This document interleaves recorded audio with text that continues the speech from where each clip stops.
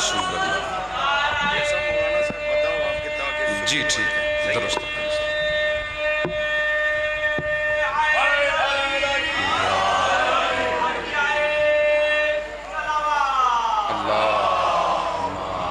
صلی علی محمد وآل محمد۔ السلام علیکم ورحمۃ اللہ وبرکاتہ۔ چوتھے امام طیب، طاہر، مطہر، معطر، منور، مقدس، عابدین کی عزت، ساجدین کی زینت، علی ابن الحسین ایھا السجاد علیہ السلام، آپ کی بارگاہ میں ایک ضعیف العمر شخص حاضر ہوا اور عرض کرنے لگا کہ آپ رحمت للعالمین کے فرزند ہیں۔ آپ کے گھر کا دروازہ وہ دروازہ ہے جہاں امید ہے، یقین ہے، توقع ہے، مایوسی نہیں ہے۔ آقا، میرے گناہ بہت زیادہ ہیں اور میں ان کا کفارہ ادا کرنے کی طاقت سکت نہیں رکھتا۔ سوال اس نے کیا کیا؟ آقا، عرض کیا تھی؟ گناہ زیادہ ہیں اور کفارہ ادا کرنے کی نہ طاقت ہے نہ استطاعت ہے، کیا آپ میری اس مشکل کو حل فرمائیں گے؟ تو آقا نے فرمایا، جب گناہ زیادہ ہوں اور کفارے کی طاقت نہ ہو تو ہم پر صلوات پڑھا کرو۔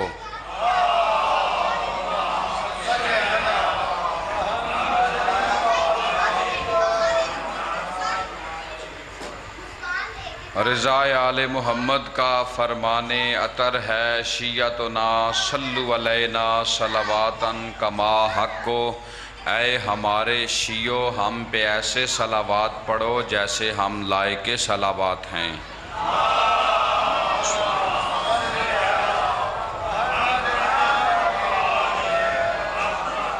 اعوذ باللہ السمیع العلیم من الشیطان اللعین الرجیم، بسم اللہ الرحمن الرحیم، الحمد للہ الذی نور قلوبنا بنور المصطفیٰ وشرفنا بولایت المرتضیٰ وطہر ارواحنا بعصمت الزہراء وسعدنا بسیادت المجتبیٰ وکرمنا بکرامت حسین ابا عبداللہ۔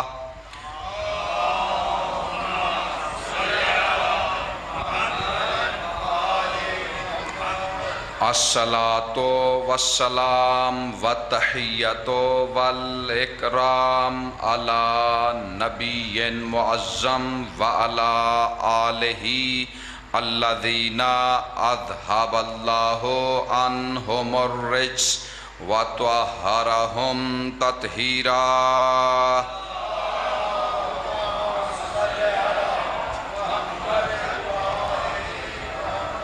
اما بعد، قد قال الحکیم فی کتابہ انہ بسم اللہ الرحمن الرحیم، فمن حاجک فیہ من بعد ما جاءک من العلم صلوات۔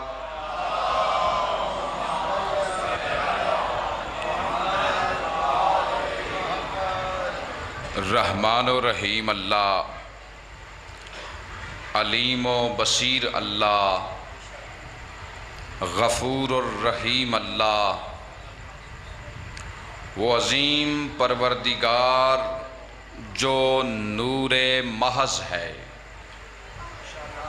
جس کے بارے میں سید سجاد فرماتے ہیں ایسا نور کہ فوق النور، ایسا نور کہ تحت النور، ایسا نور کہ قبل النور، ایسا نور کہ بعد النور۔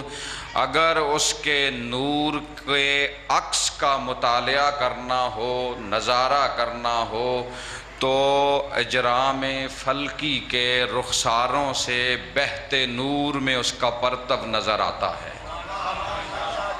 وہ قریب ہو کہ بھی دور ہے، وہ اتنا قریب ہے کہ وہ فرماتا ہے وَنَحْنُ أَقْرَبُ إِلَيْهِ مِنْ حَبْلِ الْوَرِيدِ، ہم انسان کی شہرگ سے بھی زیادہ نزدیک ہیں، اور وہ دور اتنا ہے کہ اس سے کلام کرنے کے لیے حتمی المرتبت کو قاب قوسین تک جانا پڑتا ہے۔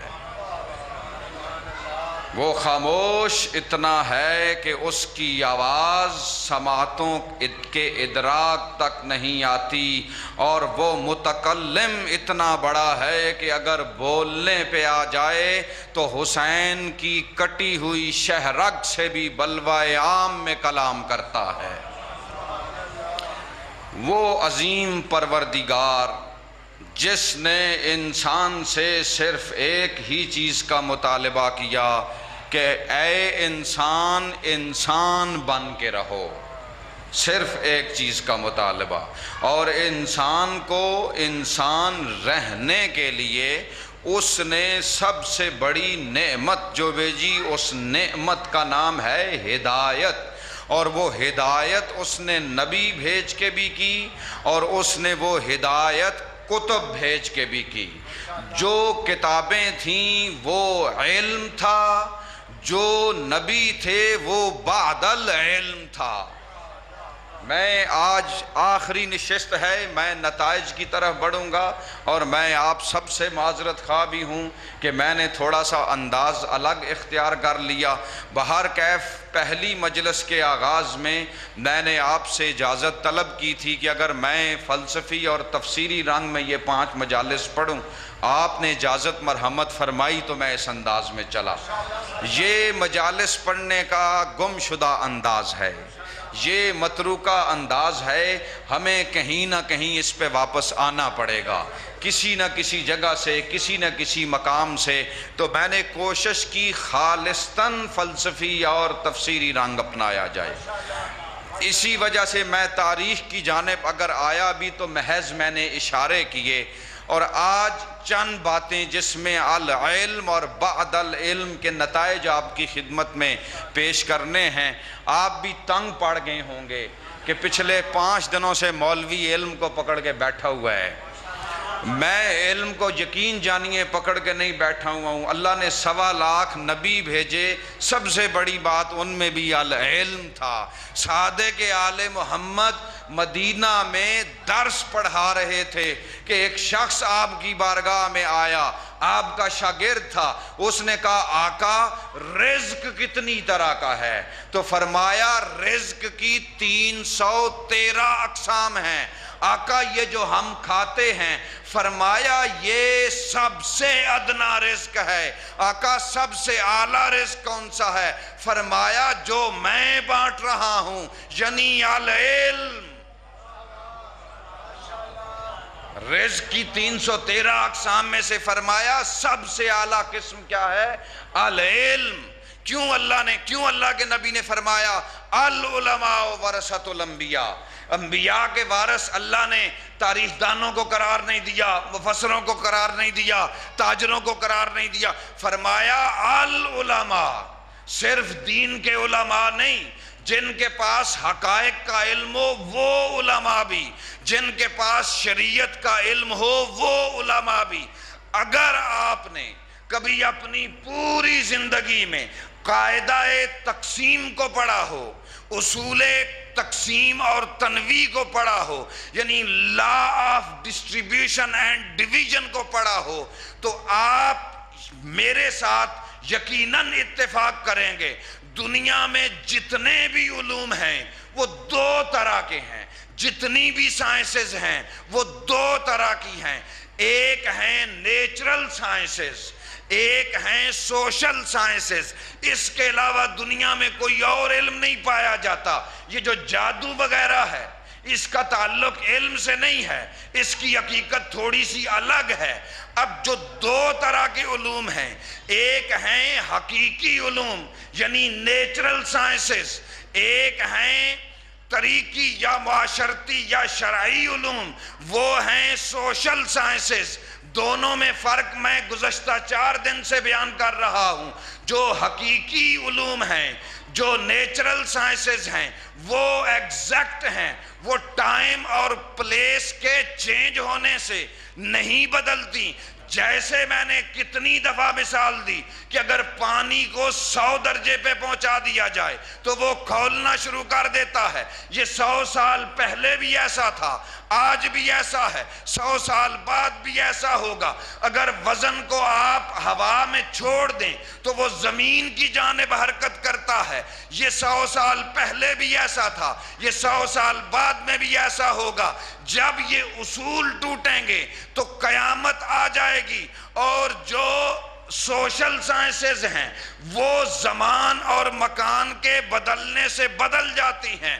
قانون جگہ کی تبدیلی سے اور زمانے کی تبدیلی سے بدل جاتے ہیں۔ مثلاً آپ باہر سڑک پہ تشریف لے جائیں، اگر آپ گاڑی ڈرائیو کر رہے ہیں تو اگلی گاڑی کو کراس کرنے کے لیے آپ دائیں طرف سے، قانون یہ ہے اس ملک کا کہ آپ دائیں طرف سے جائیں گے، لیکن اگر آپ کسی دوسرے امریکہ وغیرہ میں چلے جائیں تو وہاں دائیں طرف سے اگر جائیں گے تو آپ پہ چالان ہوگا، منع ہے، آپ کو بائیں طرف سے جانا پڑے گا۔ تو یہ سوشل سائنس ہے، یہ سوشل قانون ہے جو جگہ کی تبدیلی سے بدل گیا۔ اسی طرح اللہ کی شریعت کے بھی بعض احکام ایسے ہیں کہ جو وقت اور جگہ کی تبدیلی سے بدل جاتے ہیں۔ مثال کے طور پہ جو پچھلے نبیوں کی امتوں کے روزے تھے وہ اور تھے، جو اس نبی کی امت کا روزہ ہے وہ اور ہے۔ اور اگر آپ کسی دنیا کے مثلاً زمین سے باہر نکل جائیں تو آپ کے روزے کا حکم اور ہے، اگر زمین کے اوپر ہوں تو آپ کے روزے کا حکم اور ہے، اور آپ کی حالت کی تبدیلی سے بھی یہ حکم بدل جاتا ہے۔ اگر آپ سفر کی حالت میں ہیں تو روزے کا حکم اور ہے، اور اگر آپ بیماری کی حالت میں ہیں تو تب بھی روزے کا حکم اور ہے۔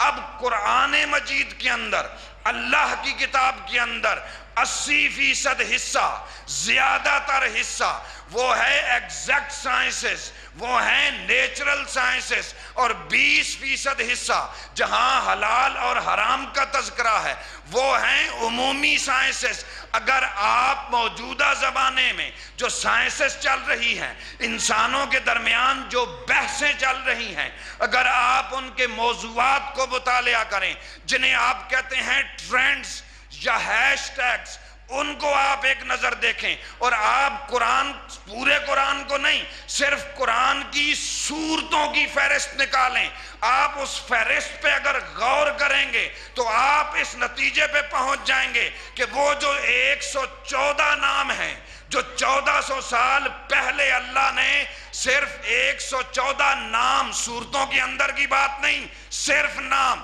انہی ناموں کو آج تک انسان انہی سے ملتی جلتی چیزوں کی تحقیق کر رہا ہے۔ میں مثال دیتا ہوں، مثال کے طور پہ قرآن کریم کے اندر حشرات الارض یا حشرات جنہیں کہتے ہیں انسیکٹس، ان کے ناموں پر کتنی صورتیں ہیں؟ 3۔ ایک کا نام ہے النمل، ایک کا نام ہے عنکبوت، ایک کا نام ہے النحل۔ النمل کا مطلب ہے چیونٹیاں، عنکبوت کا مطلب ہے مکڑی، اور نحل کا مطلب ہے شہد کی مکھی۔ حیوانوں کی جو صنف ہے حشرات، ان کے ساتھ ان کا تعلق ہے۔ اب ان 3 صورتوں کے اگر آپ صرف نام پہ غور کریں، نام پہ مطالعہ کریں، تو آج کے زمانے میں جو ایک بڑی سوشل سائنس ہے جسے کہا جاتا ہے اینتھروپولوجی یا انسان شناسی، اگر آپ اس کے اندر جائیں تو آپ کو صرف ان 3 ناموں سے، 3 عنوانوں سے اینتھروپولوجی کی سمجھ آئے گی، وہ اس طریقے سے کہ اینتھروپولوجی نے انسانوں کو جو تقسیم کیا ہے، بعین ہی قرآن کے یہ 3 لفظ انسانوں کی تقسیم کرتے ہیں کہ دنیا میں 3 طرح کے انسان ہیں۔ سب سے زیادہ تعداد میں انسان وہ ہیں جن کی فطرت ہے چیونٹیوں والی۔ بھئی چیونٹیوں کی فطرت کیا ہے؟ انہیں جو دانہ ملے گا، جو رزق ملے گا، جو مال ملے گا، اٹھائیں گی اور اپنے بل میں لے جائیں گی۔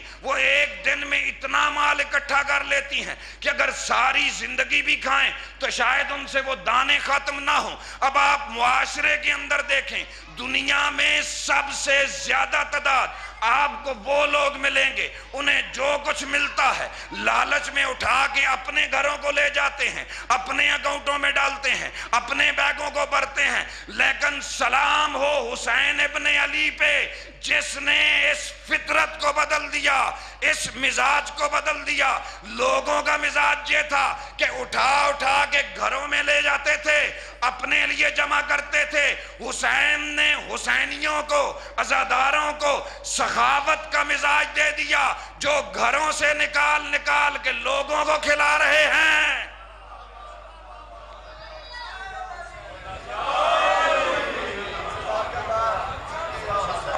آپ دیکھیں، میں نے کل قرآن کی آیتیں پڑھی ہیں ایک موضوع پہ۔ اتنی ساری آیتیں پڑھنے کا مقصد کیا تھا کہ صرف خلقت کے موضوع پہ قرآن کے نظریات کتنے الگ الگ ہیں۔ وہ الگ الگ اس لیے ہیں کہ اللہ یہ کہہ رہا ہے کہ تم فکر کرو۔ اب جو میں نے 3 مثالیں دیں، پریشان تو نہیں ہو رہے آپ لوگ؟ دیکھیں 3 نام قرآن مجید کی صورتوں، 3 صورتیں جو حشرات کے ناموں پہ، کچھ صورتیں ہیں جو حیوانوں کے، جانوروں، چوپایوں، مثلا گائے، اس کے نام پہ ہے جی۔ کچھ صورتیں ہیں جو اچھے لوگوں کے نام پہ ہیں، مثلا سورہ لقمان۔ کچھ صورتیں ہیں جو نبیوں کے نام پہ ہیں۔ کچھ صورتیں ہیں جو اس دنیا کے انجام کے نام پہ ہیں۔ قرآن مجید میں بس دنیا کے انجام پہ فلمیں بنتی نہیں بنتی۔ دنیا کیسے ختم ہوگی؟ جیسے ہی فلم آتی ہے سارے لوگ اٹھ کے دیکھنے کے لیے جا رہے ہیں جی دنیا کا اینڈ کیسے ہوگا۔ قرآن نے 23 اصطلاحات کا استعمال اس موضوع پہ کیا۔ ابھی میں اس کا خلاصہ نکالتا ہوں۔ وہ جو 3 نام میں نے بتائے، وہ 3 نام، ایک ہے چیونٹی، ایک ہے مکڑی، ایک ہے شہد کی مکھی۔ دنیا میں انسان بھی 3 طرح کے ہیں۔ ایک زیادہ تعداد ان انسانوں کی ہے کہ جنہیں جو کچھ ملتا ہے جمع کرتے ہیں، اٹھاتے ہیں، اپنے پاس اکٹھا کرتے ہیں اور اتنا اکٹھا کر لیتے ہیں جتنے سے شاید وہ کتنی زندگیاں گزار سکیں، اور یہ دنیا میں سب سے زیادہ تعداد ہے لوگوں کی۔ اس کے بعد دوسرے نمبر پہ تعداد ہے ان لوگوں کی جن کی فطرت عنکبوت والی فطرت ہے۔ عنکبوت کہتے ہیں مکڑی کو۔ بھئی مکڑی کی فطرت کیا ہے؟ وہ کیا کرتی ہے؟ اس کا فنکشن کیا ہے؟ ایک بڑی مہربانی، اللہ آپ کو سلامت رکھے، وہ بناتی ہے جالے، اور ان جالوں کو بنا کے خود بیٹھ جاتی ہے۔ اب اس کے جالوں میں جب کوئی آ کے پھنستا ہے حشرہ، اس کو وہ اپنی خوراک بناتی ہے، اس کو وہ کھاتی ہے۔ وہ لمبی چوڑی محنت نہیں کرتی، وہ بس جال بناتی ہے۔ دنیا میں بہت سارے لوگ ایسے ہیں جو جگہ جگہ جال لگاتے ہیں، دھوکوں کے جال، فریب کے جال، محبت کے جال، بے وفائیوں کے جال، مذہب کے جال، اور عام یا معصوم لوگ ان جالوں کے اندر پھنستے ہیں۔ یہ ان لوگوں کو کہا جاتا ہے گھٹیا لوگ۔ وہ میری بات پہنچ رہی ہے نا؟ اب تیسری جو مثال ہے، بھئی ایک زیادہ تعداد ہے چیونٹی کی فطرت والے، اینتھروپولوجی جنہوں نے سٹڈی کی ہے۔ دوسرے نمبر پہ تعداد ہے جن کی فطرت اس طرح کی ہے کہ وہ مکڑی کا مزاج رکھتے ہیں۔ تیسری تعداد جو سب سے کم ہے وہ ہیں جو شہد کی مکھی والی فطرت رکھتے ہیں۔ شہد کی مکھی کی کیا فطرت ہے؟ وہ ہمیشہ صاف جگہ پہ جاتی ہے، ہمیشہ پھولوں پہ جاتی ہے، وہاں سے جا کے پھولوں کی خوشبو بھی لیتی ہے، رس بھی لیتی ہے، لے کے آتی ہے، شہد اکٹھا کرتی ہے۔ اس سے اس کے اپنوں کو بھی فائدہ ہوتا ہے، غیروں کو بھی فائدہ ہوتا ہے۔ تو پہلی مکڑی کی، اس کی چیونٹی کی فطرت رکھنے والے، انہیں کہا جاتا ہے عام لوگ، اور مکڑی کی فطرت رکھنے والوں کو کہا جاتا ہے گھٹیا لوگ، شہد کی مکھی کی فطرت رکھنے والوں کو کہا جاتا ہے عظیم لوگ، بڑے لوگ، بلند لوگ۔ اگر معاشرے کے اندر وہ شہد کی مکھی والی فطرت، نحل والی فطرت دیکھنی ہو تو آ کے علی کے شیعوں کو دیکھو، حسین کے عزاداروں کو دیکھو کہ یہ پھولوں کے اوپر جاتے ہیں، وہاں سے روشنی کسب کر کے لوگوں میں بانٹ رہے ہیں۔ اور یقین جانو یہی معنی ہے کہ رسول نے فرمایا تھا وہ جو شہد کی مکھیوں کا سردار یا ملکہ ہوتی ہے اسے عربی میں کہا جاتا ہے یاسوب، اسے عربی میں کہا جاتا ہے یاسوب۔ اسی لیے رسول نے فرمایا تھا یا علی انتا یاسوب الدین۔ تھوڑی سی باتوں کی سمجھ آ رہی ہے؟ اب بھائی جان، دوستو، جوانوں، بزرگوں، میرے پیارے بھائیوں، جوانوں، اگر آپ کو کوئی بندہ ٹکرائے، پہلے آپ اس کی فطرت جانو کہ یہ فطرت کون سی رکھتا ہے۔ کہیں یہ چیونٹی مزاج تو نہیں، لالچی تو نہیں، کہیں یہ مکڑی مزاج تو نہیں، کوئی مذہب کا، کوئی دھوکے کا، کوئی دولت کا، کوئی خوبصورتی کا جال لگا کے مجھے پھنسا تو نہیں لے گا۔ بھائی اینتھراپالوجی کو ایجاد کرنے کی، جسے انسان شناسی آپ کہیں، انسان کو پہچاننے کا علم، یہ کیوں سائنسدانوں نے یا جو معاشرے کے جو چیدہ لوگ ہیں انہوں نے کیوں نکالا؟ تاکہ ہم معاشروں کو سمجھ سکیں، تاکہ ہم لوگوں کی فطرت سے آگاہ ہو سکیں۔ تو یہ دیکھیں، صرف قرآن کی آیتوں میں علم نہیں ہے، وہ جو آیتوں کے عناوین ہیں ان میں بھی علم ہے۔ اور پھر اللہ کا، نبی کا کام کیا ہے؟ اس علم کی وضاحت کرنا۔ اور سب سے زیادہ کائنات میں جس کے پاس علم تھا، جو کل میں نے نتیجہ نکالا، اس کی وضاحت دوں اور موضوع کو آگے لے کے چلوں۔ قرآنی آیات کے مطابق وہ ذات ہے آقا علیہ الصلوۃ والسلام کی، ذات حتمی المرتبات، وہ ان کی ذات ہے۔ بھائی اللہ نے قرآن میں جتنی بھی نیچرل یا سوشل سائنسز کو ڈالا، ان کی وضاحت محمد مصطفیٰ نے یا اپنی گفتار سے کی یا اپنے کردار سے کی۔ اور جو کردار محمد یا گفتار محمد ہے، اسی کو بعد العلم کہا جاتا ہے۔ اب قرآن کے اندر اللہ نے ہدایت کا جتنا سامان رکھا، جتنی باتیں رکھی، جتنے علوم رکھے، اللہ نے اسی حساب سے انسانوں کو دعوت دی۔ میں کل بھی عرض کر چکا ہوں، قرآن میں نماز کی دعوت اتنی بار نہیں جتنی بار اللہ نے کہا افلا تعقلون۔ بھئی کیا مطلب ہے افلا تعقلون کا؟ اے انسانوں، اے لوگوں، تم سوچتے کیوں نہیں؟ افلا تتفکرون، تم فکر کیوں نہیں کرتے؟ یہ قرآن کو پڑھنے کے بعد افلا تتدبرون، تم تدبر کیوں نہیں کرتے قرآن کی آیتوں میں؟ تم غور کیوں نہیں کرتے؟ اللہ نے سب سے زیادہ قرآن مجید کے اندر اگر انسانوں کو دعوت دی ہے تو قرآن کی آیتوں میں تفکر کرنے کی، سوچنے کی، تدبر کرنے کی دعوت دی ہے۔ اسی لیے نتیجہ سنو آپ، اسی لیے چھٹے امام صادق آل محمد نے فرمایا 1 گھنٹے کی علمی اور پاکیزہ سوچ 70 سال کی عبادتوں سے افضل ہے۔ اب بات نہیں پہنچی، اب میرا کام ہے پہنچانا۔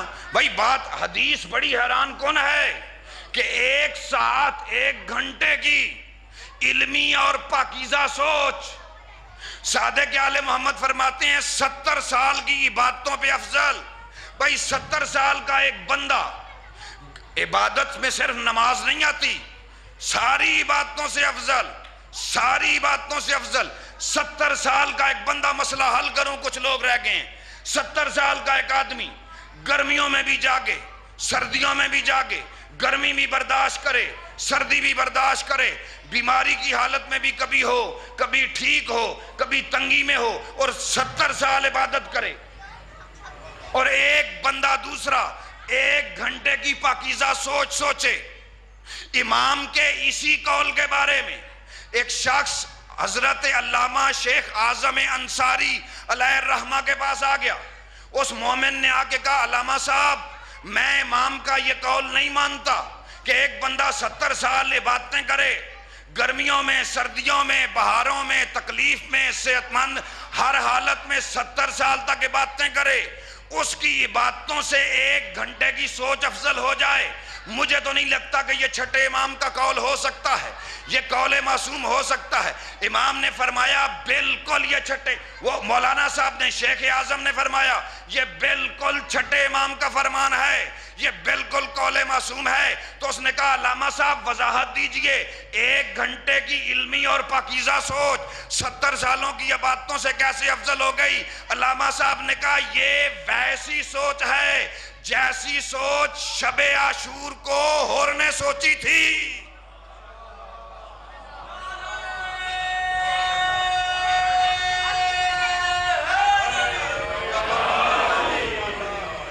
بھئی بات سمجھ میں آ رہی؟ یہ 1 گھنٹے کی علمی سوچ، اللہ نے علم کی طرف دعوت دی، اور پوری کائنات میں، پوری تاریخ میں قرآن کی 2 آیتوں کے مطابق سب سے زیادہ اللہ نے جسے علم دیا اس ہستی کا نام ہے محمد مصطفیٰ۔ پہلا نتیجہ،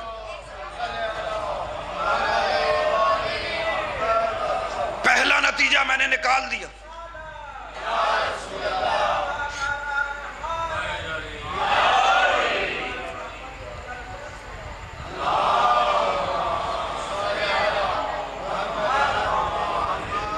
پہلا نتیجہ میں نے نکال دیا، اب دوسرے نتیجے کی طرف۔ قرآن کی 2 آیتوں کے مطابق وَإِذْ أَخَذَ اللَّهُ مِيثَاقَ النَّبِيِّينَ، آیت نمبر 82 اور 83 سورت آل عمران۔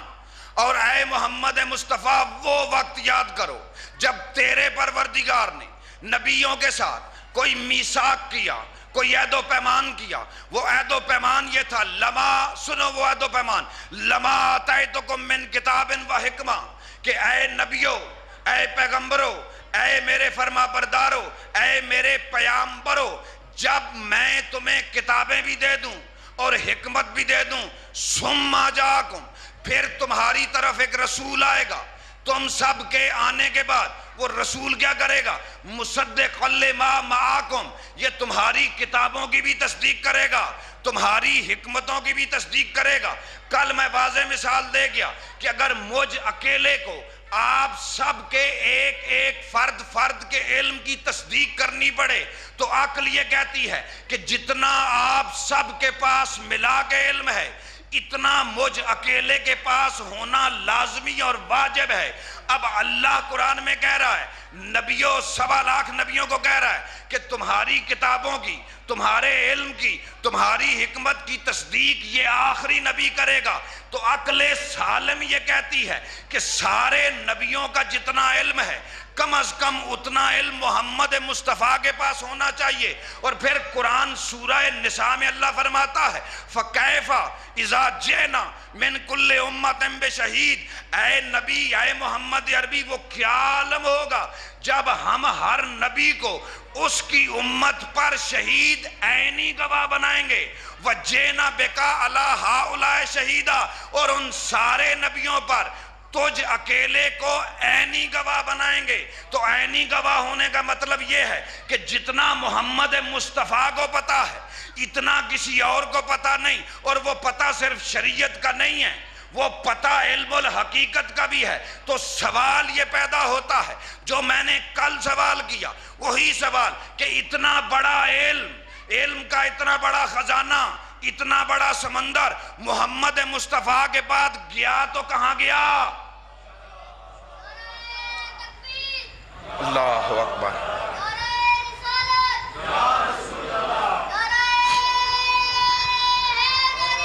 یا علی، بھائی عالم اسلام کے پاس ویژن کیا ہے؟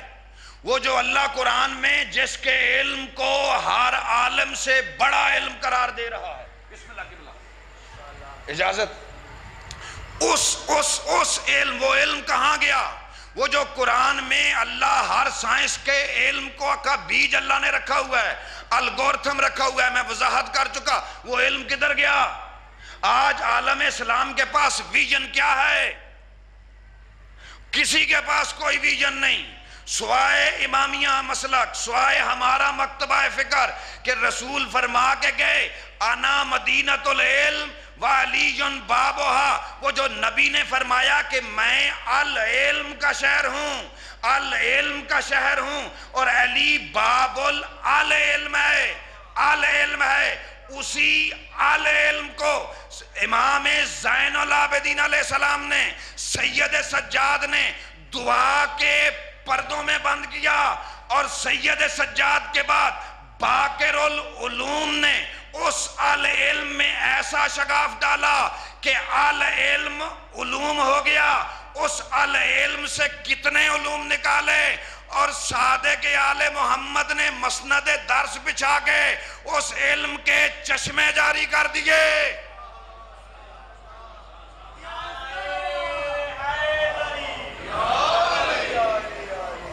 میری بات پہنچ رہی ہے؟ اب میں مثال دے دیتا ہوں، میں ایک مثال یہاں پہ دے دیتا ہوں، مختصر سی مثال، کہ نبی کے بعد ویژن علم کا کیا ہے۔ اگر آپ، اب یہ وہ بات نہیں ہے جو شیعوں کی بات ہے یا سنیوں کی بات ہے، اگلی جو 2-4 باتیں کروں گا یہ وہ باتیں ہیں جو جنرل نالج ہے، جو ہر بندے کے پاس تسلیم شدہ ہے۔ حضور علیہ السلام کا مشہور خطبہ کون سا ہے؟ حجۃ الوداع، بڑی مہربانی، اللہ آپ کو سلامت رکھے، اللہ آپ کی توقیر کو بلند فرمائے۔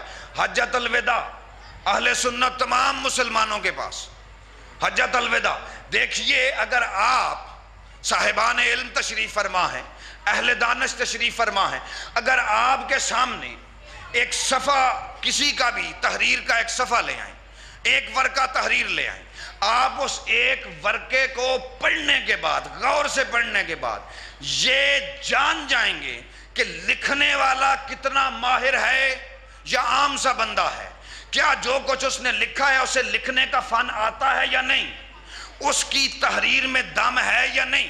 میں لفظ آسان کر دیتا ہوں، جو کھانے کے شوقین ہیں یا آپ میں سے کوئی بندہ بھی بریانی کی پوری دیگ پکی ہوئی ہو نا، اس میں سے صرف ایک چاول نکال کے آپ چکھیں نا تو باقی چاولوں کا کیا حال ہے آپ کو پتہ لگ جائے گا۔ میں نے آسان مثال اس لیے دی، اگر آپ آقا علیہ السلام کے اس خطبے کو پڑھیں، عربی تو چلے آپ کو نہ پڑھنی آئی، جن کو آتی ہے ٹھیک ہے، صرف اس کا ترجمہ پڑھیں، اس کی فصاحت کا مطالعہ کریں، اس کی بلاغت کا مطالعہ کریں، اس کی یونیورسلٹی آفاقیت کا مطالعہ کریں، اس کے دوام کا مطالعہ کریں، تو آپ سب کی عقل کلی یا عقل عمومی اس نتیجے پہ پہنچے گی کہ یہ جس کا خطبہ ہے بڑا ماہر مقرر تھا، بڑا اعلیٰ درجے کا خطبہ دیتا تھا، فصاحت میں بڑا بلند مقام رکھتا تھا، بلاغت میں ایک بڑے عظیم پائے کا شاہکار تھا وہ شخص۔ اب سوال یہ ہے کہ ہمارے عالم اسلام کے پاس صرف وہی ایک خطبہ نبی کا موجود ہے، اور خطبوں کی اگر تعداد کا آپ اندازہ لگائیں تو یہ صرف جمعے کا آغاز، یہ جو جمعہ ہے اس کا آغاز ہجرت کے آغاز سے ہی ہو چکا تھا، تو ہجرت کے بعد حضور 10 سال تک رہے، اگر ایک سال میں 40 جمعے بھی ہوں تو 10 سالوں میں 400 جمعے بنتے ہیں، اور ہر جمعے میں کتنے خطبے ہوتے ہیں؟ 2۔ ویسے 40 جمعے نہیں ہوتے، زیادہ جمعے ہوتے ہیں، میں ایک اندازہ بتا رہا ہوں، تو کم از کم 800 خطبات حضور علیہ السلام کے صرف جمعوں کے بنتے ہیں۔ عید کی تو میں بات ہی نہیں کر رہا، جنگوں میں جو انہوں نے خطبے دیے میں ان کی بات ہی نہیں کر رہا، دعوت ذیل عشیرہ پہ جو خطبہ دیا میں اس کی بات ہی نہیں کر رہا۔ سوال یہ ہے کہ وہ آج کدھر ہیں؟ بھائی آپ جا کے تحقیق کریں، پتہ کریں، اس ایک خطبے کے علاوہ ہمارے پاس تو موجود ہے، ہمارے پاس تو خطبہ شعبانیہ موجود ہے، ہمارے پاس تو خطبہ غدیر موجود ہے، اور اگر مخلوقات میں سے جنہوں نے اللہ کی حمد و ثنا کی ہے، میری آنکھوں نے آج تک جو حمد و ثنا اللہ کی محمد مصطفیٰ نے غدیر کے میدان میں پلانوں کے منبر پہ کھڑی ہو کے کی، وہ حمد و ثنا آج تک کوئی مخلوقات میں سے کوئی بھی نہیں کر پایا۔ وہ اتنی عظمت والی ہے۔ وہ خطبہ غدیر موجود ہے، خطبہ شعبانیہ، ہمارے پاس کئی خطبے موجود ہیں۔ وہ خطبے کہاں گئے؟ بھائی یہ العلم ختم کیسے ہوا؟ دعوت فکر دے رہا ہوں، کسی کے پاس ڈیٹا نہیں۔ یہ میں نے کہا کہ میں جرنل نالج کی بات کر رہا ہوں، یہ ڈیٹا کسی کے پاس بھی موجود نہیں۔ 800-900 خطبہ کم از کم بنتا ہے۔ وہ جو حقوق پہ اتنا جامع خطبہ دے سکتا ہے کہ اس کے خطبے کو اقوام متحدہ میں لکھا گیا، وہ دشمنوں نے لکھ دیا، ان کے خطبات کدھر گئے؟ کبھی سوچا ہے آپ نے اپنی پوری زندگی میں؟ وہ جو نبی ہر چیز کے موضوع پہ، بیماریوں کے، مولا علیہ السلام کے آپ خطبات کو دیکھیں، چیونٹی پہ خطبہ موجود، شہد کی مکھی پہ خطبہ موجود۔ اب مولا علیہ السلام کا علم کہاں سے آیا؟ مولا سے جب لوگ پوچھتے تھے یا علی آپ اتنے بڑے عالم ہیں، تو آگے سے مولا فرمایا کرتے تھے مجھ سے بھی بڑا عالم میرا بھائی محمد مصطفیٰ ہے۔ وہ ایک دفعہ مولا امیر المومنین سے کسی نے سوال کیا یا علی مرنے کے بعد کیا ہوگا؟ مولا نے موت کے بعد والا منظر بیان کرنا شروع کیا، سب لوگوں کے رونگٹے کھڑے ہو گئے۔ اتنے میں ایک بندہ کھڑا ہوا، اس نے کہا یا علی یہ تو موت کے بعد کا منظر بیان کر رہا ہے، تو ایسے بیان کر رہا ہے جیسے تو نے خود مر کے دیکھا ہو، جیسے تو نے خود موت کو محسوس کیا ہو، موت کے بعد کے لمحات کو محسوس کیا ہو۔ مولا علی علیہ السلام نے فرمایا میں علی نے یہ ساری بات اپنے بھائی محمد کی زبان سے سنی ہے، اور اگر میں خود 70 دفعہ مر کے دوبارہ زندہ بھی ہوتا تب بھی مجھے موت کے بعد پہ اتنا یقین نہ ہوتا جتنا مجھے محمد مصطفیٰ کی زبان پہ یقین ہے۔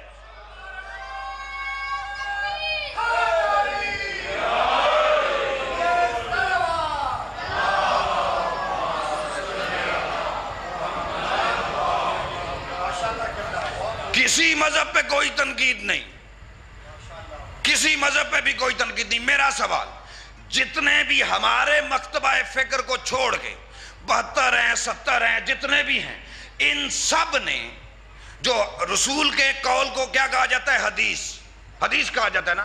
حدیث کہاں سے لیے؟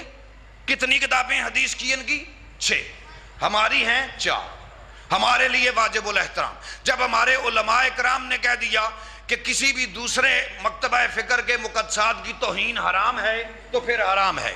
ہم کسی کو کافر نہیں سمجھتے، ہم کسی کو لعنتی نہیں سمجھتے۔ کافر اور لعنتی وہی ہیں جنہیں اللہ نے قرآن میں لکھ دیا ہے۔ اب سوال یہ ہے کہ شیعہ کو چھوڑ کے، امامیہ مکتب کو چھوڑ کے جتنے لوگوں نے بھی حدیث لی، وہ جو 6 کتب میں ذکر ہے، سب سے زیادہ کس راوی کی حدیثیں ہیں؟ حضرت ابو ہریرہ رضی اللہ تعالیٰ عنہ، ان کی حدیثیں سب سے زیادہ حدیثیں۔ اب بہت سارے صحابہ اکرام ایسے بھی موجود ہیں جنہوں نے سب سے پہلے دن اسلام قبول کر لیا، سب سے پہلے دن کلمہ پڑھا۔ اب جو اولین کلمہ پڑھنے والے تھے ان کی ملا کے 70 حدیثیں بھی موجود نہیں، جبکہ حضرت ابو ہریرہ رضی اللہ تعالیٰ عنہ نے کب اسلام قبول کیا؟ فتح خیبر کے موقع پہ، یعنی ہجرت کے 7ویں سال، اور حضور اس دنیا سے کب گئے؟ ہجرت کے 11ویں سال، یعنی آقا کی رحلت سے 4 سال پہلے وہ مسلمان ہوئے۔ انہیں یہ پتا چلا کہ میرا خالق بت نہیں اللہ ہے، اور 4 سال انہوں نے نبی کے ساتھ گزارے۔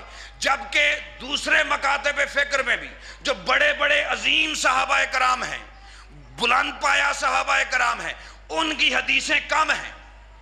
ان کی حضرت ابو ہریرہ کی حدیثیں زیادہ ہیں، لاکھوں کی تعداد میں۔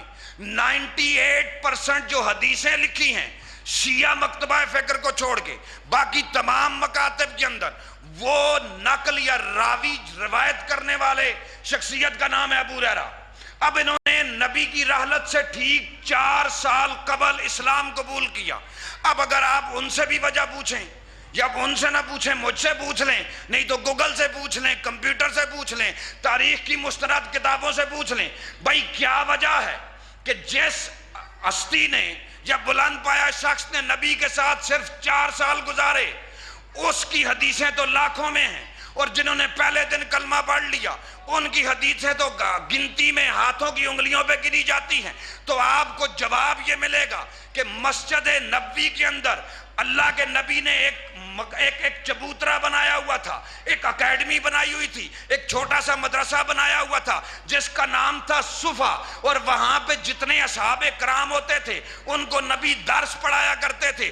ان اصحاب کرام میں سے ایک جناب ابو ہریرہ بھی تھے، اور ان کو نبی کی حدیثیں یاد نہیں ہوتی تھی، ان کو سبق یاد نہیں ہوتا تھا، یہ کتابوں کی باتیں ہیں۔ پھر ایک دن نبی نے اپنی کملی مبارک، اپنی چادر مبارک جناب ابو ہریرہ کے سینے سے لگائی۔ نبی کی چادر کا اثر یہ ہوا کہ نبی کا علم ان کے سینے میں چلا گیا۔ بھائی اگر نبی کی چادر جس شخص کے سینے سے لگی، جس بزرگ کے سینے سے لگی، سارے 72 فرقوں نے اسی بزرگ سے بادل علم لے لیا، نبی کی حدیثیں لے لی، تو پھر میں شیعہ کیسے کافر ہو گیا کہ میں نے نبی کے بعد نبی کا علم اس سے لیا جو دنیا میں آیا، تو نبی نے اسے ہاتھ پہ اٹھایا اور اپنا نورانی لہب اس کے منہ میں ڈالا۔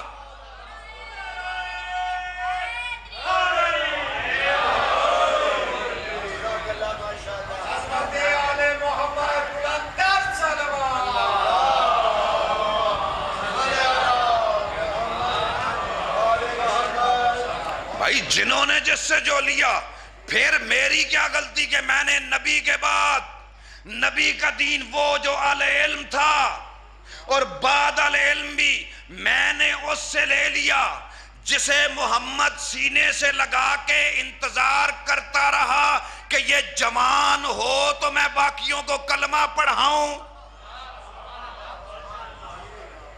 میرا کیا قصور ہے؟ یہ جو باتیں میں نے آپ کو بیان کی ہیں یہ بالکل ایسے ہی ہیں، ان کا شیعہ سنی سے کوئی تعلق نہیں ہے، یہ جنرل نالج کی باتیں ہیں، کسی پہ میں نے تنقید، جس کی مرضی جہاں سے دین لے۔ اچھا تیسرا المیہ بتاؤں، اب آپ کو سمجھ آ رہی ہے اہل علم کدھر گیا؟ وہ کو تھوڑی بہت میری بات پہنچ رہی ہے؟ یہ جو میں پچھلے 4 دن سے اہل علم اہل علم اہل علم ایگزیکٹ علم فلانا علم یہ علم وہ علم الگورتھم، یہ جو نقطے یہ جو میں پڑھ رہا ہوں، یہ کو تھوڑا بہت پتہ چل رہا ہے کہاں گیا اور کہاں ہونا چاہیے تھا؟ حضور علیہ الصلوۃ والسلام کی، اب یہ بھی جنرل نالج کی بات بتا رہا ہوں، موبائل آپ لوگوں کے پاس ہیں، گھر جا کے سرچ کر لیجئے گا۔ حالت یہ ہے کہ نبی کے بعد تقریباً 80 سال تک نبی کی حدیث کو معاشرے میں بیان کرنے پہ پابندی تھی۔ یہ بات سارے مسلمان متفق ہیں، اس بات کے اوپر بالکل متفق ہیں، صرف ہم شیعہ کہتے ہیں غلط تھا، باقی تمام مکاتب فکر کہتے ہیں صحیح تھا۔ وہ دلیل کیا دیتے ہیں؟ وہ دلیل یہ دیتے ہیں کہ کہیں قرآن اور حدیث آپس میں مکس نہ ہو جائے، ابھی قرآن کے پاروں کو اکٹھا نہیں کیا گیا تھا۔ بھائی جو بندہ اللہ کے کلام میں اور نبی کے کلام میں فرق نہیں کر سکتا، اسے رسول کے تخت پہ بیٹھنے کا حق کیسے مل سکتا ہے؟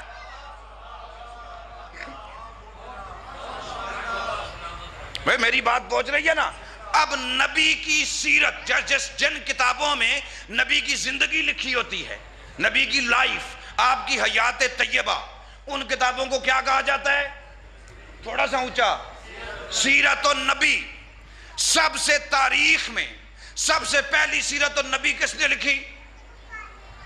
علامہ محمد ابن اسحاق، اور حضور کی رحلت کے 1 صدی اور 40 سال بعد نبی کے، آپ پڑھ لیں، first ever biography of prophet Muhammad peace be upon him ever composed and written. قبلہ علامہ صاحب یہاں پہ بیٹھے ہوئے ہیں۔ سب سے پہلی سیرت کی کتاب جو آقا علیہ الصلوۃ، اللہ نے قرآن میں سب کو کیا کہا؟ اِنَّ لَكُمْ فِي رَسُولِ اللَّهِ أُسْوَةٌ حَسَنَةٌ، تمہارے لیے زندگی جینے کا بہترین انداز یہ ہے کہ تم نبی کی سنت پہ چلو۔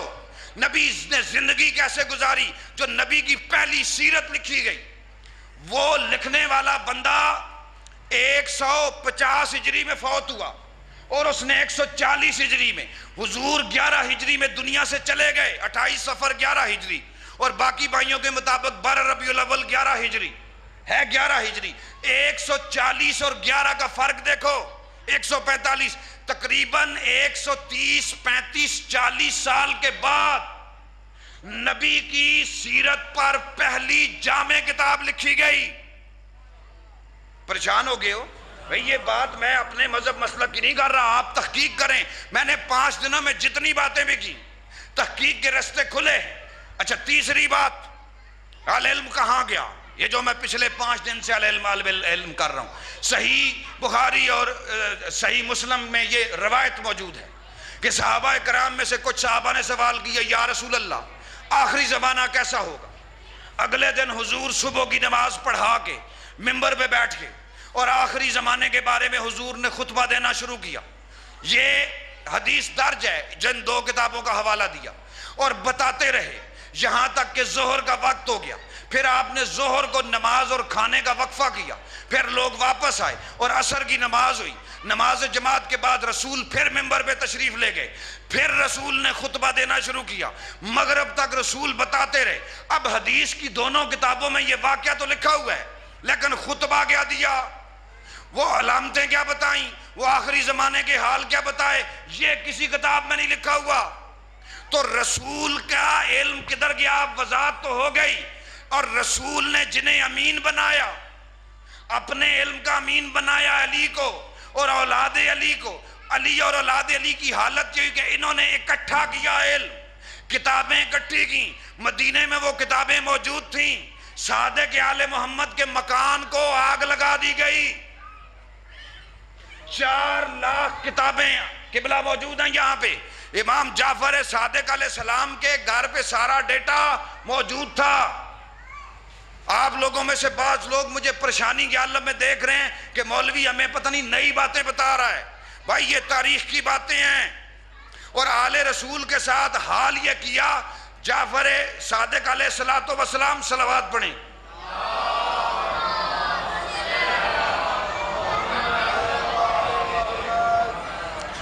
آپ کے گھر کو آگ لگائی گئی.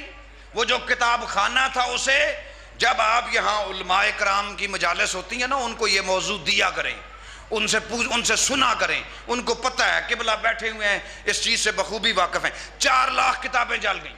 اور ان کے بعد ان کے بیٹے کو قید کر دیا گیا، امام موسیٰ کاظم کو، اور مدینے کے سادات کو ذبح کیا گیا.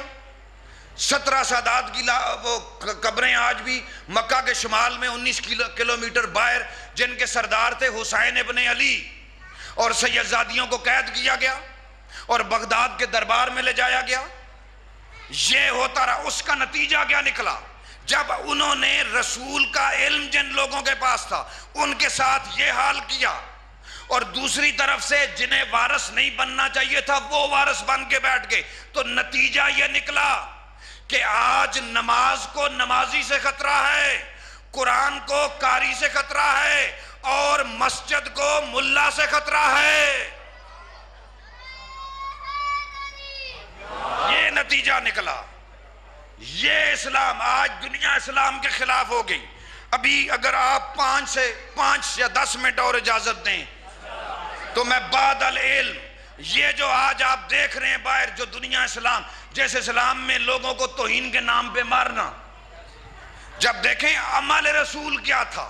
آپ کو اگر یہ پوچھا جائے کہ جی قرآن میں مثلا لوگ ہمیں عام طور پہ سوال کرتے ہیں جی ماتم کہاں لکھا ہوا ہے، عزاداری کہاں لکھی ہوئی ہے، ہمارے شیعہ ایک بڑا مزے کا جواب دیتے ہیں.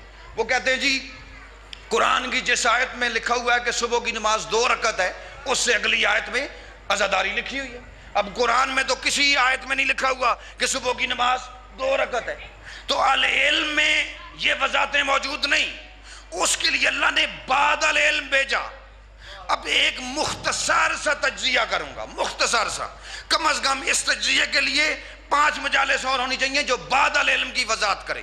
دعوت فکر میں نے چھوڑ دی، اور میں نے جتنی باتیں کی پوری ذمہ داری سے کی. جو باتیں میں نے اپنے مکتب فکر کے مطابق کی ان کا میں نے بتایا کہ فلاں امام کا فرمان ہے. باقی جتنی باتیں یہاں بیان کی ہیں یہ جنرل نالج ہے.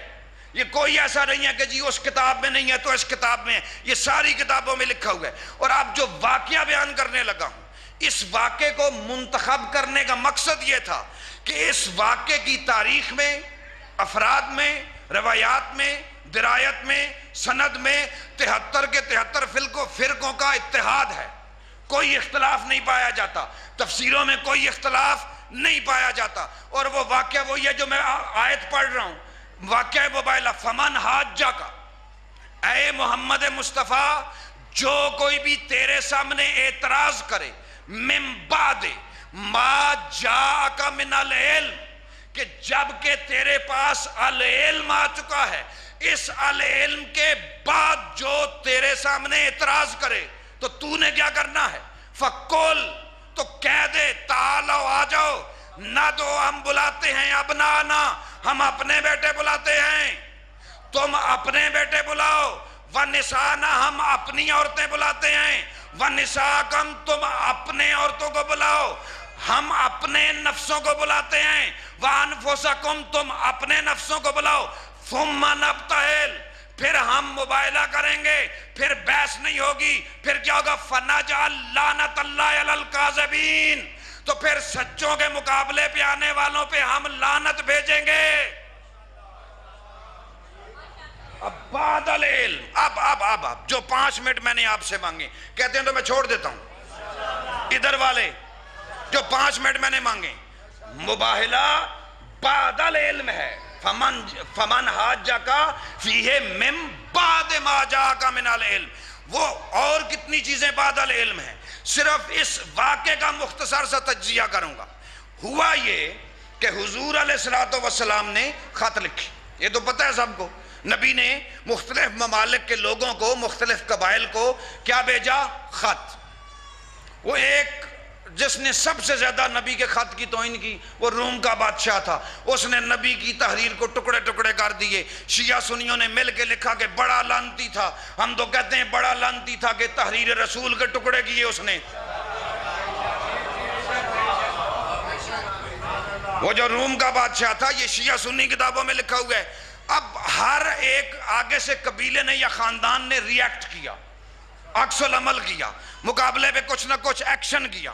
یہ جو نجران کے لوگ تھے، انہوں نے اپنے 40 معتبر بندے، بعض نے 40 لکھے ہیں، بعض نے کم لکھے، یا معتبر لوگوں کا ایک گروہ مدینے بھیجا کہ یہ جس نبی نے ہمیں خط لکھا ہے، جو یہ کہتا ہے کہ میں اللہ کا رسول ہوں اور میرا اللہ حد ہے، نہ وہ کسی کا بیٹا ہے نہ کوئی اس کا بیٹا ہے، یہ تو سیدھا سیدھا ہمارے عقیدے پہ اٹیک ہے، ہم تو عیسیٰ کو، جناب عیسیٰ کو اللہ کا بیٹا مانتے ہیں، لہٰذا انہوں نے معتبر بندوں کو بھیج دیا۔ یہ آئے مدینہ، موبائل ایسے نہیں ہوا کہ یہ مدینہ آئے، نبی نے کہا کہ تم اپنی عورتیں لاؤ میں اپنی لاتا ہوں، تم اپنے بچے لاؤ میں اپنے لاتا ہوں، تم اپنے، نہیں، 3 دن تک مسجد نبوی میں مناظرہ ہوا۔ میں دلیل دے دیتا ہوں، سورہ آل عمران کی آیت نمبر 59، اس کا شان نزول کیا ہے؟ بسم اللہ الرحمن الرحیم، اِنَّا مَثَلَ عِیسیٰ عِنْدَ اللَّهِ کَمَثَلِ آدم، عیسیٰ کی مثال اللہ کے حضور، اللہ کے نزدیک آدم کے جیسی ہے، خَلَقَهُ مِن تُرَاب، کہ اللہ نے اسے مٹی سے، تراب سے پیدا کیا، ثُمَّ قَالَ لَهُ، پھر اس سے کہا کون، کہ ہو جا، فَيَكُونُ، وہ ہو گیا۔ یہ آیت کب اتری؟ جب مسجد نبوی میں نجران کے اس مسیحی گروہ نے، وہ جو لوگ آئے تھے، انہوں نے آگے کہا جی ہم تو جناب عیسیٰ کو اللہ کا بیٹا مانتے ہیں۔ آگے سے نبی نے یہ نہیں کہا توہین، کفر، استغفر اللہ، نعوذ باللہ، انہیں قتل کرو، انہیں جلاؤ، انہیں مارو، یہ میرے نبی کا دین نہیں۔ آگے سے نبی محمد مصطفیٰ نے فرمایا جی دلیل، نبی کی شریعت میں دلیل ہے، نبی کی شریعت میں عقل ہے، جہالت نہیں، بات سمجھ لینا۔ فرمایا دلیل، انہوں نے کہا جی ہر بندے کا ابو ہوتا ہے، انہوں نے دلیل کیا دی ہر بندے کا ابو ہوتا ہے، عیسیٰ کا ابو کوئی نہیں، لہٰذا یہ لازماً اللہ کا بیٹا ہے کہ ابو کے بغیر تو بیٹا پیدا ہی نہیں ہو سکتا۔ اب بڑے بڑے ہوئے ہیں، میں اب ادھر نہیں جاتا، بھائی ابو کے بغیر تو بیٹا پیدا ہو ہی نہیں سکتا، نہیں سمجھ آئی؟ انہوں نے کہا جی جب چلیں قیامت کے دن ہر بندے کو ابو کے نام کے ساتھ بلایا جائے گا یا امی کے نام کے ساتھ؟ امی کے نام کے ساتھ کیوں بلایا جائے گا؟ کیونکہ امی کو ہی پتہ ہوتا ہے اصلی ابو کون ہے جی۔ اب بات یہ نہیں ہے کہ جناب عیسیٰ کی وجہ سے، چونکہ وہ میدان حشر ہوگا، وہاں نشر کا کار اظہار ہوگا، وہاں تو جھوٹ نہیں ہو سکتا۔ اب اگر ابو کے نام سے بلایا جائے تو ایک ابو ادھر سے اٹھ جائیں، ایک ادھر سے اٹھ جائیں، آپ کون سے ابو ہیں؟ جی ہم کاغذات والے ہیں، اور آپ جی ہم واردات والے ہیں۔ وہاں تو نیا تماشا لگ جائے گا۔ بھائی انہوں نے کہا کہ جی عیسیٰ کا ابو کوئی نہیں، اور ہے بھی برحق روح اللہ ہے، مقدس ہے، غلطی کا کوئی امکان بھی نہیں، ماں بھی معصومہ ہے اور معصومان الخطا ہے۔ تو حضور نے قرآن کی یہ آیت پڑھی کہ اگر عیسیٰ صرف ابو نہ ہونے کی وجہ سے اللہ کا بیٹا ہے تو پھر آدم کا حق زیادہ بنتا ہے کہ آدم کا تو نہ ابو ہے اور نہ امی۔ نبی نے دلیل کا 3 دن تک بحث ہوتی رہی۔ اب جو لوگ کہتے ہیں نا عمل رسول، اس پہ کوئی شیعہ سنی اختلاف نہیں، عمل رسول۔ اب عمل رسول دیکھو، جب بحث سے مسئلہ حل نہیں ہوا، مسجد میں نبی بھی موجود، صحابہ بھی موجود، حسن اور حسین بھی موجود، مولا علی بھی موجود، جب مسئلہ حل نہیں ہوا تو پھر رسول نے اعلان کیا اچھا صبح صرف سچوں کو لے کے آؤں گا، صبح میدان میں صرف سچے۔ بھائی یہ ایک ایسا واقعہ ہے جس واقعے میں کسی کو کوئی اختلاف نہیں، کثرت سے نقل ہوا۔ کبھی آپ نے سوچا کہ اس واقعے میں اختلاف کیوں نہیں ہیں؟ تو اس میں بھی 5، آپ جو کتاب کھولیں آگے ملیں گے آپ کو صرف 5، چھٹا کوئی بھی نہیں ہے۔ پتہ ہے اختلاف کیوں نہیں؟ اس لیے کہ ہر بندے نے راویوں کو ہائر کر لیا تھا کہ صبح جب میں سچا بن کے جاؤں تو کتاب میں لکھنا، جیسے آج کل صحافیوں کو ہائر کیا جاتا ہے، آج کل کیمرے کا زمانہ ہے، تب ہوا تھا کتاب اور قلم کا زمانہ۔ جیسے بڑی عید پہ کسائی مہنگے ہوتے ہیں، جی اس رات راوی، ہر بندے نے راوی خریدے تھے، اب راوی پہنچ تو گئے تھے۔ جیسا کہ آپ صحافیوں کو بلا لیں، اکٹھا کر لیں، آگے معاملہ تو الٹ ہو بھی جائے، صحافیوں نے کچھ تو ریکارڈ کرنا ہے کیمرے میں، بھائی قلم تو اندھا ہے، اس نے کچھ تو لکھنا ہے۔ اب جو آگے ہوا، آگے ہے عمل رسول۔ بعد العلم عمل رسول کیا ہے؟ کہ اللہ کے نبی نے کہا تم اپنے بیٹوں کو لاؤ، میں اپنے بیٹوں کو لاؤں گا، تم اپنی خواتین کو لاؤ، میں اپنی خواتین کو لاؤں گا، تم اپنے نفسوں کو لاؤ، میں اپنا نفس لے کے آؤں گا۔ اب دیکھیں بیٹوں سے مراد سب کے بیٹے، عموم جتنے بھی مدینے میں بیٹے ہیں، لیکن محمد مصطفیٰ لے کے کس کو گئے؟ نساء کا مطلب ہے عورتیں، خواتین۔ اللہ نے قرآن میں نساء، دنیا، ساری دنیا کی عورتوں کو بھی نساء کا لفظ کہا، مومنوں کی عورتوں کو بھی نساء کا لفظ کہا، اور یا نساء نبی، نبی کی بیویوں کو بھی نساء کا لفظ کہا۔ عمل رسول کا کہتے ہو تو عمل رسول دیکھو، اس وقت نبی کے اپنے گھر میں بھی 8 سے 9 بیویاں موجود تھیں، مدینہ نساء سے، عورتوں سے بھرا ہوا تھا۔ لیکن عجیب عمل رسول ہے کہ محمد مصطفیٰ نے اپنے گھر سے کسی ایک کو بھی نہیں لیا اور علی کے گھر سے کسی ایک کو بھی نہیں چھوڑا۔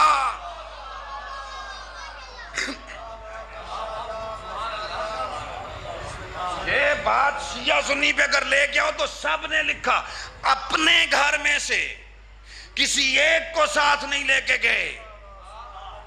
اب بعد العلم سمجھ میں آیا، اور علی کے گھر سے کسی ایک کو بھی نہیں چھوڑا۔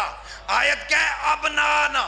میں اب شیعوں کی کتاب نہیں پڑھتا، جو اہل سنت نے لکھا، انہوں نے کہا جی آگے آگے رسول تھے، دائیں طرف حسن، بائیں طرف حسین، پیچھے جناب زہرا، اور اس سب سے آخر میں مولا علی۔ عجیب قافلہ ہے، ادھر سے دیکھو تو رسالت، اگلا لفظ میں نہیں کہتا، ادھر سے دیکھو تو امامت اور ولایت، درمیان میں عصمت۔ اب میں جو اتنے دنوں سے علم طریقت کر رہا ہوں، طریقہ کیا ہے، اصول کیا ہے، ماں آگے چلے یا بیٹے؟ بھائی معاشرے کا، شریعت کا، تہذیب کا خیال، اخلاقیات کیا کہتی ہیں؟ اگر ماں اور بچے، اولاد جا رہی ہو، ماں آگے ہو یا بیٹے؟ آگے کس کو ہونا چاہیے؟ بڑی مہربانی، ماں کو اللہ نے درجہ بلند کیا ہے، ماں کو آگے ہونا چاہیے۔ اچھا اگر بیوی اور شوہر جا رہے ہو آگے پیچھے، آگے کس کو ہونا چاہیے؟ الرجال قوامون علی النساء، کیونکہ مرد عورت کا پردہ ہے، عورت ہمیشہ مرد کے پردے دار، ہمیشہ مرد کے پیچھے اللہ نے کہا ہے۔ اصول یہ ہے کہ ماں آگے ہونے چاہیے، بیٹے پیچھے ہونے چاہیے، شوہر آگے ہونا چاہیے، بیوی پیچھے ہونی چاہیے، لیکن یہاں تو عمل مصطفیٰ نے اصول کو ہی پلٹ دیا، بیٹے سب سے آگے، اس کے بعد بیوی، شوہر سب سے پیچھے۔ بھائی اصول عمل مصطفیٰ کیا ہے؟ بے عین ہی قرآن کی آیت کو پڑھو، جیسے اللہ نے کہا ابنانا و ابناکم، اللہ نے بیٹوں کو پہلے رکھا، محمد نے بھی بیٹوں کو پہلے رکھا، پھر کہا ونسانا ونساکم، اللہ نے پردے دار کو بعد میں رکھا، محمد مصطفیٰ نے بھی آتے ہوئے پردے دار کو بعد میں رکھا، وَأَنفُسَنَا وَأَنفُسَكُمْ، اللہ نے نفس کو سب سے آخر میں رکھا، محمد مصطفیٰ نے بھی سب سے آخر میں رکھ کے بتا دیا کہ یہ وہ گھرانہ ہے۔ اگر قرآن کی ان کے کردار کو لکھا جائے، ان کے عمل کو لکھا جائے تو قرآن کی آیتیں بنتی ہیں، اور اگر قرآن کی آیتوں کو اکٹھا کیا جائے تو یہ 5 بنتے ہیں۔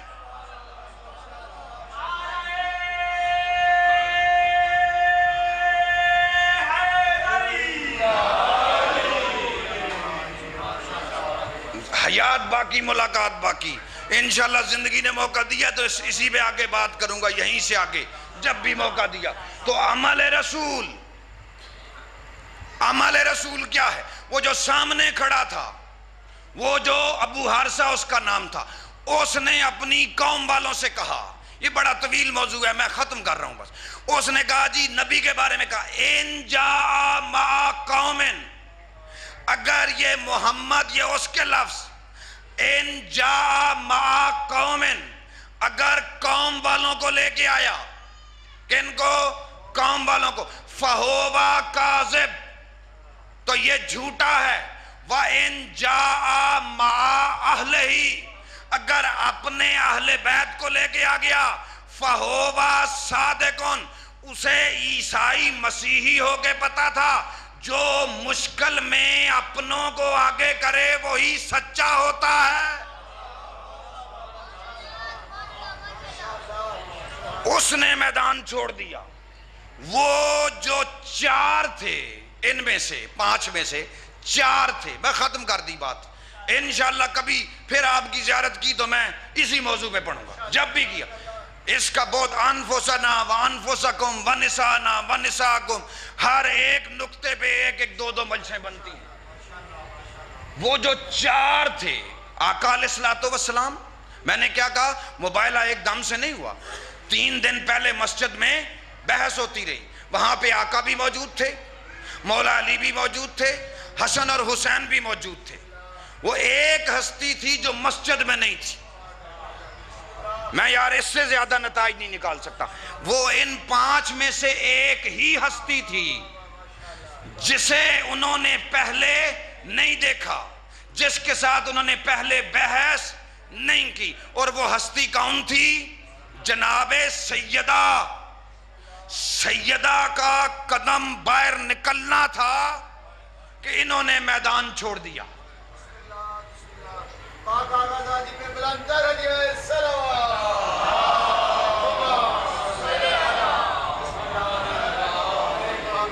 پانچ دنوں کا نتیجہ ہے۔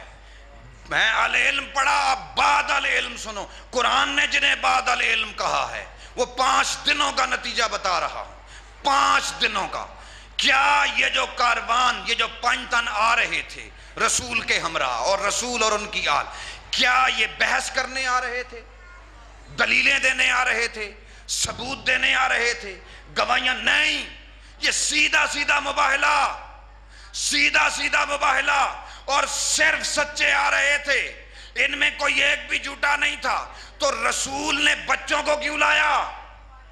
بھائی بچوں پہ تو ابھی شریعت لاگو ہی نہیں ہوتی، میں ان لوگوں کو مخاطب کر رہا ہوں جنہوں نے کہا تھا، جو آج تک جو مولوی یہ کہتے ہیں کہ جناب سیدہ کا حق نہیں بنتا تھا اس لیے کہ سیدہ کے گواہ چھوٹے تھے، محمد مصطفیٰ نے حسن اور حسین کو میدان مباہلہ میں لا کے اپنے عمل سے یہ بات ثابت کر دی کہ حسن اور حسین بڑے ہوں یا چھوٹے، مکے میں ہوں یا مدینے میں، دربار میں ہوں یا مسجد میں، ان سے زیادہ سچا گواہ کوئی اور ہے ہی نہیں۔ یہ ہے عمل مصطفیٰ۔ پھر میں سوال کروں گا، کیا وہ دلیلیں مانگنے آئے تھے یا دلیلیں دینے نہیں آئے تھے؟ دلیلیں دینے نہیں آئے تھے۔ اب ادھر والوں کا ابو حرس اور اس کے گروپ کا پیغام، وہ تاریخ کے لیے کیا پیغام چھوڑ گئے؟ انہوں نے میدان مباہلے میں جب دیکھا کہ ان چاروں کو تو ہم دیکھتے رہے، ان سے ملاقات بھی کرتے رہے، یہ جو آ رہی ہے یہ کون ہے؟ فرمایا اس کا نام فاطمہ ہے، لقب بطول ہے، اسے زہرا بھی کہا جاتا ہے، بطول عذرا بھی کہا جاتا ہے۔ انہوں نے کہا یہ جو کاروان جو عصمت کا طواف کرتے ہوئے آ رہا ہے، جو بطول کے ارد گرد گھومتے ہوئے آ رہا ہے، اگر یہ پہاڑ کو بھی بولیں تو پہاڑ بھی اپنی جگہ سے ہٹ جائیں، تم بھی یہاں سے ہٹ جاؤ۔ وہ نجران کے عیسائی میدان چھوڑ کے قیامت تک کے لیے یہ تاریخ لکھ گئے کہ جب جناب سیدہ خود چل کے آ جائیں پھر کسی دلیل کی ضرورت باقی نہیں رہتی۔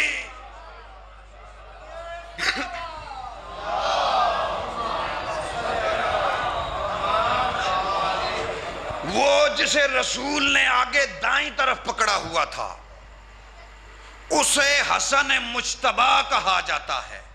کہا کہ بعد العلم کن کو لے کے آئے؟ ان پانچ کو کہ میرا علم یہاں سے ملے گا۔ اگر بعد العلم کی تلاش ہے تو وہ یہ ہیں۔ اب ان کے ساتھ ہوا کیا؟ یہ جو 5 آئے ہیں ان کے ساتھ ہوا کیا؟ وہ جو دائیں طرف تھا اس کے ساتھ وہ کچھ ہوا جو کسی کے ساتھ نہیں ہوا۔ دروازوں سے دہلیزوں سے نکلنے والے جنازے کبھی گھروں کو نہیں لوٹے۔ یہ بڑی بات میں کر گیا، میں بہت بڑی بات کر گیا۔ آپ میں سے جو بزرگ بیٹھے ہوئے ہو نا، میری بات سمجھو گی۔ اللہ نہ کرے، موت برحق ہے، کوئی ایسا گھر نہیں جہاں ملک الموت نہ آیا ہو، کوئی ایسی دہلیز نہیں جہاں سے جنازہ نہ نکلا ہو۔ موت آنی ہے، سب کو آئے گی، خدا خاتمہ بالایمان اور بالخیر فرمائے۔ لیکن بزرگ لوگ یہ بات میری سمجھیں گے، اور آپ نے بھی یہ منظر آنکھوں سے دیکھا ہوگا کہ جب کسی گھر سے جنازہ اٹھایا جاتا ہے، بزرگ جاتے ہیں اندر، وہ جا کے اس جنازے والے کی بہنوں بیٹیوں کے سروں پہ ہاتھ رکھتے ہیں، کیونکہ انہوں نے جنازے کو پکڑا ہوا ہوتا ہے۔ کیا کیا ہوتا ہے؟ جنازے کو زور سے پکڑ۔ وہ جنازہ بہن ہو جنازہ نہیں چھوڑتی، بیٹی ہو جنازہ نہیں چھوڑتی۔ وہ بزرگ کیا کرتے ہیں؟ انہیں دیتے ہیں دلاسا، تسلی، اور گھر جو بندوں کو کہتے ہیں جلدی سے جنازہ اٹھاؤ اور جلدی جنازہ لے کے چلو۔ یہ جلدی چلنے کا حکم کیوں ہے؟ کیونکہ بہن اور بیٹیوں سے جنازہ نکلتا ہوا برداشت نہیں ہوتا، اور حکم شریعت یہ ہے کہ ایک دفعہ جنازہ نکل جائے اسے واپس گھر میں نہ لاؤ، کہ کیونکہ کسی بہن پر سب سے زندگی کا سخت مرحلہ یہ ہوتا ہے، دکھ والا مقام یہ ہوتا ہے جب اس سے بھائی کا جنازہ جدا کیا جاتا ہے۔ بیٹی کے لیے یہ ہوتا ہے کہ جب اس کے سامنے اس کے باپ کی چرپائی اس کے ہاتھوں سے چھڑائی جاتی ہے۔ وہ جب نکلا نا حسن مجتبی کا جنازہ، کیا ہوا کیا ان کے ساتھ سنو۔ جب نکلا نا جنازہ بھائیوں نے اٹھایا نا، تو جنازے کے ساتھ ساتھ بہن چلنے لگی۔ حسین نے پوچھا کیوں؟ فرمایا امیر کا جنازہ ہے۔ میں اس لیے ساتھ فرمایا جنازوں کے ساتھ نانا کی شریعت اجازت نہیں دیتی خواتین جائیں، تو اتنی بے چین ہو کے ساتھ کیوں چل رہی ہو؟ آ کے نا دروازے پہ کھڑی ہو گئی اور حسین سے کہنے لگی میرا دل بڑا بے چین ہے۔ بھائی نے پوچھا کیوں؟ فرمایا اللہ جانے ماں یہ بار بار وصیت کیوں کرتی رہی کہ حسن کے کفن 2 بنانا۔ یہ اس کے ساتھ ہوا، اور وہ جو اس طرف تھا رسول کے بائیں طرف، اس کا جنازہ نہ زین پہ تھا نہ زمین پہ تھا۔ صاحب مکرم لکھتا ہے 4000 تیر اندازوں نے، یہ جو کہا جاتا نا امام حسین اترے، یہ ادب کی خاطر اترے نہیں، اتارے گئے. اور اگر سچ پوچھتے ہو اتارے نہیں گئے، 4000 تیر اندازوں نے دوڑتے ہوئے راہور سے قرآن ناطق کو گرایا اور اس انداز میں جنازہ گرایا. صاحب مکرم کہتا ہے ادھر کے تیر ادھر سے نکل گئے، اور وہ جو پیچھے تھی، وہ جو پردے دار جو پیچھے آ رہی تھی، میں اہل سنت کی کتابوں کا حوالہ آپ کو دینے کے لیے تیار ہوں. دربار سے لے کے باپ کی قبر تک 9 یا 10 قدم کا فاصلہ تھا.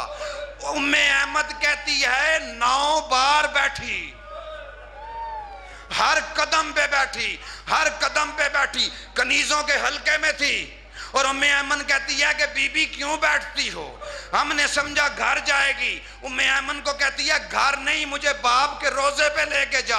اور جب ہم باپ کے روزے پہ لے کے گئے نا، تو باپ کی بابا کی قبر پہ ایسے لپٹی جیسے ایک ماں اپنے بچے سے لپٹتی ہے، جیسے اپنے جیتے جی اپنے بابا سے لپٹتی تھی. لپٹی نہ جب تو روزہ رسول ہلا، رسول کی قبر ہلی، آواز آئی میری فاطمہ، میرا لخت جگر اتنی کیوں فریادیں کر کے رو رہی ہے؟ تڑپ کے کہتی ہے بابا فدق کے لیے نہیں، بابا میں دیکھ آئی ہوں کہ بیٹا قتل ہو رہا تھا، بیٹی قید ہو رہی تھی.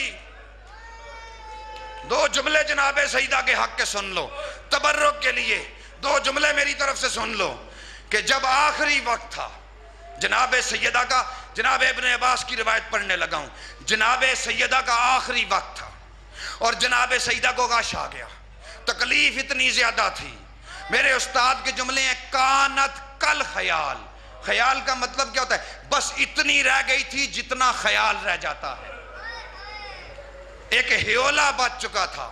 وہ ان کے جملے سنو اور مقتل کے جملے سنو. جب نا گھر میں نا اگر ماں کو کچھ ہو جائے یا کسی بی بی کو کچھ ہو جائے، بچے دوڑ کے جا کے گھر کے بزرگ کو بلاتے ہیں. حسن اور ابن عباس کہتا ہے حسن اور حسین دوڑے، میں بھی ساتھ دوڑا کہ ہماری ماں کو کچھ ہو گئے. مولا علی علیہ السلام مسجد میں تھے، علی مسجد سے آئے، جناب سیدہ عالم بے ہوشی میں تھیں، عالم غش میں تھیں. علی نے جناب سیدہ کے پیر ہلا کے آواز دی زہرا تکلمنی، فاطمہ مجھ علی سے بول. جناب زہرا کی آنکھیں بند تھیں، وہ جو روز بابا کو بابا بابا کر کے کہتی تھی نا، جناب سیدہ خاموش تھی. پھر کہا زہرا، پیشانی مبارک پہ ہاتھ رکھ کے پیشانی لا کے کہا زہرا آنکھیں کھولو، میں علی ہوں. اے میرے چچا کی بیٹی کھولو اپنی آنکھیں. جب جناب سیدہ نے آنکھیں کھولی صرف ایک جملہ کہا یا علی میرے پاس یاسین پڑھو. یاسین کیوں پڑھی جاتی ہے پتہ ہے نا بزرگوں دوستو؟ کہا یا علی بس میرے سانس ٹوٹ رہے ہیں، یاسین پڑھو. تو مولا علی علیہ السلام اس بستر پہ بیٹھے، جناب زہرا کے بستر بیماری پہ، جناب سیدہ کا سارے مبارک اٹھایا اور اپنے زانوں پہ رکھا. زہرا کو آوازیں دی، بی بی نہیں بولی. مولا علی علیہ السلام نے پڑھنا شروع کیا، بسم اللہ الرحمن الرحیم، یاسین والقرآن الحکیم انک لمن المرسلین. زہرا کی آنکھیں بند تھی. علی یاسین پڑھتے پڑھتے جب اس آیت پہ پہنچے نا، وَكُلَّ شَيْءٍ أَحْصَيْنَاهُ فِي إِمَامٍ مُبِينٍ، امام مبین کا لفظ آنا تھا کہ تڑپی زہرا اور اپنا ہاتھ علی کی ریش مبارک پہ رکھ کے کہتی ہے او میرا امام مبین، میں بے جرم زخمی ہوں. اللہ لعنت اللہ القوم الظالمین.